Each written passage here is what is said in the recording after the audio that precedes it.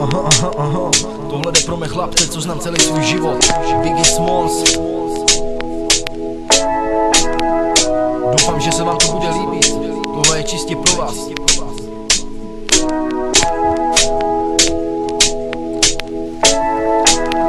Milo, nemůžu zapomenout, jak jsme se poznali. Byli jsme tak malí, na zice jsme si hravali. Vždycky, když byl nějaký problém, lítali jsme v tom spolu, nahoru i dolů. No pamatuješ, jak jsme začínali krást. Bylo nám, myslím, teprve 12. Dělali jsme, co se dalo, kradli, to se dobře prodávalo. Ale tobě to bylo furt málo, a tak jsme rostli časem i stromy. Ale po té době byly jiné kurzy, zlato se cenilo a pomalu jistě z obyváku mizlo. No rodiče, co zjistili, 50 gramů zmizlo.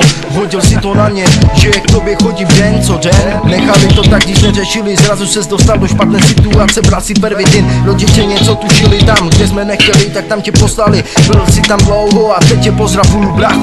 Raďo, pamatuješ, jak jsme spolu začínali, to byly ty doby, které jsme tak milovali. Měli jsme sucho v hubě, no neměli co pít, a tak se sušilo, poskladali na pytel a pak se hulilo. Pamatuju, jak si jel bomby, týden noči měl červené, rodiče se ptali, řekli jsme společně, že jsme auto svázovali. Potom jsme šli k nám, poslouchali staré časy od H1-6, byli tam všichni, vidím to jak dnes. Bracha Timiro, Aneta, Dominik a Staněk, no on nám nalival žlupe velké sklinky. A tak se u nás žilo, bracho, skoro každý den. Potom se začali fetovat, zbyli z vás jen trosky. Chronik pro vás 2013. Keď si nevěděl, tak teraz už vieš.